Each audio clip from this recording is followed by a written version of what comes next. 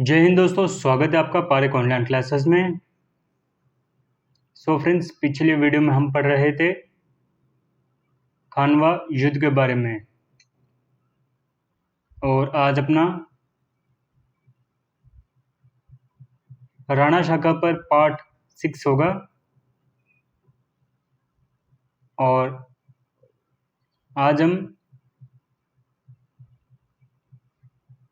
खानवा युद्ध से जुड़े हुए कुछ और पॉइंट्स को कवर करेंगे। तो चलिए वीडियो शुरू करते हैं। दोस्तों, युद्ध के मैदान में जब राणा सांगाजी घायल हो गए थे, तब झाला अज्जन ने सांगाजी का मुकुट धारण किया और सांगाजी को घायल अवस्था में मारवाड़ के मालदेव राठौड़, जगनेर के अशोक परमार एवं शिरोई के अखिराज, इन तीनों ने मिलकर राणा सांगाजी को युद्ध के मैदान से बाहर निकाला और बसवा, जो कि दौसा जिले में आता है, वहां पर पहुंचे और फिर उधर से रवाना होकर रणथंबोर पहुंचे। यहाँ पर दोस्तों युद्ध के मैदान में आमेर के राजा पृथ्वीराज कछावा लड़ते लड़ते वीर गति को प्राप्त हुए। इसके अलावा दोस्तों राणा सांगाजी के दो सेनानायक राय सिंह का सिंहदिल तंवर एवं नागौर का खानजादा, इन दोनों ने सांगाजी के साथ गद्दारी की और बाबर की सेना से मिल गए। इस युद्ध के बाद दोस्तों राणा सांगाजी ने जगनेर के अशोक परमार को बिजोलिया या फिर ऊपरमाल की जागीर प्रदान की।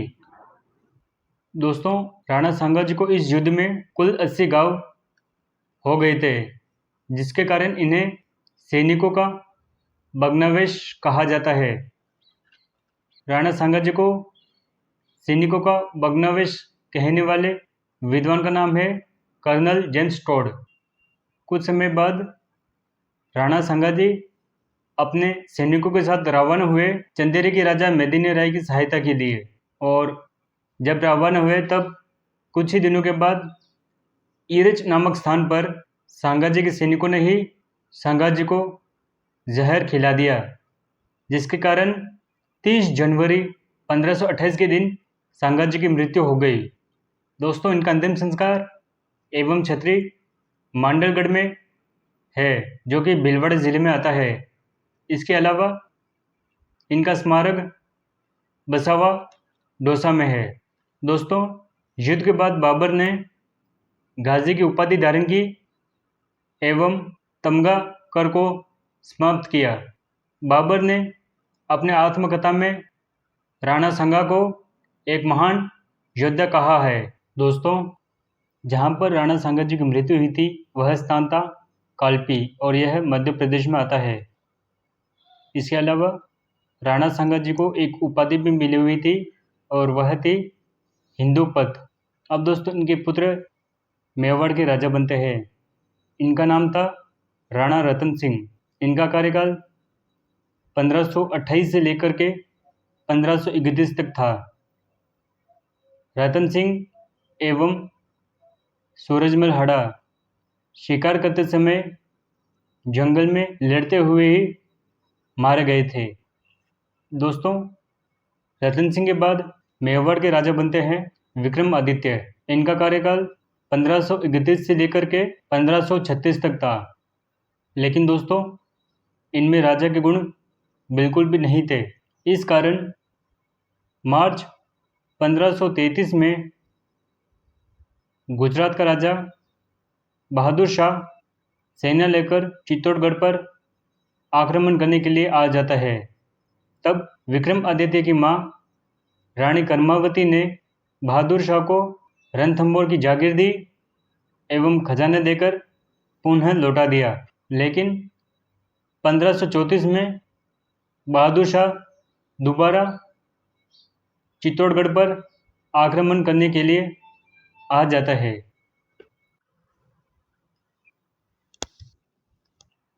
फ्रेंड्स, अब होता है राजस्थान का दूसरा शाखा।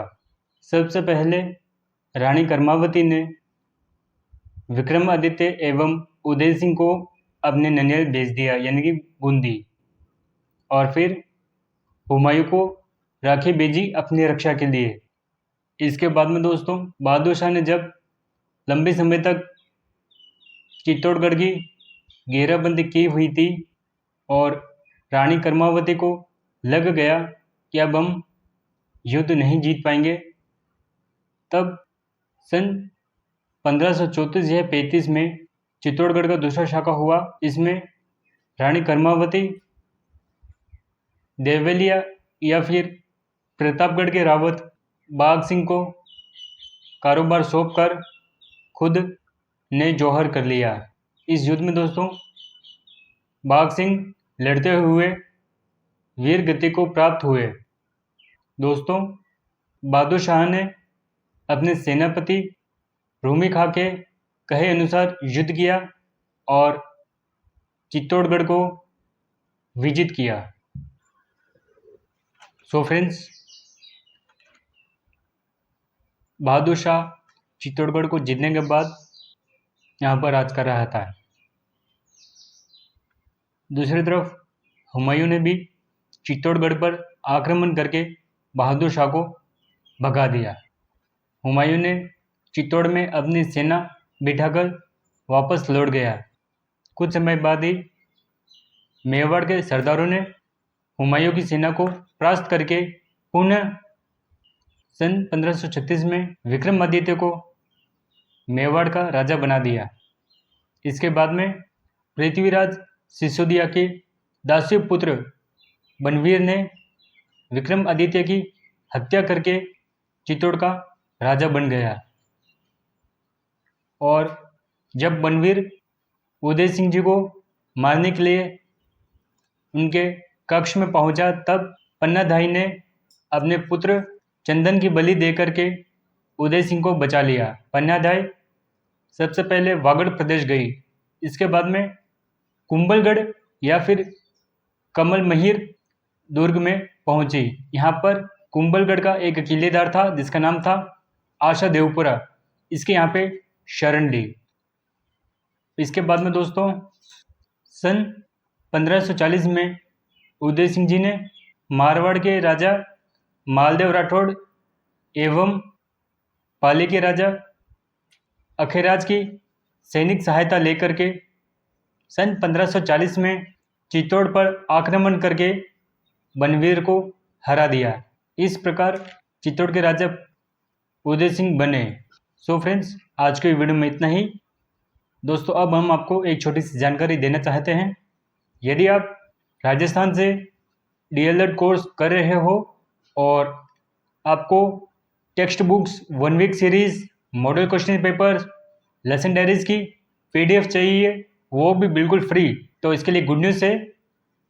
अपना एक टेलीग्राम चैनल है जिसका नाम है BSTC text books first and second year. यहाँ पर आपको सारा स्टडी मटेरियल मिलेगा, वो भी बिल्कुल फ्री। तो फटाफट जाइए और चैनल से ज्वाइन हो जाइए। तो आज के लिए इतना ही। मिलेंगे हम इसके नेक्स्ट वीडियो में। तब तक के लिए मस्त रहे, खुश रहे। जय हिंद, जय भारत।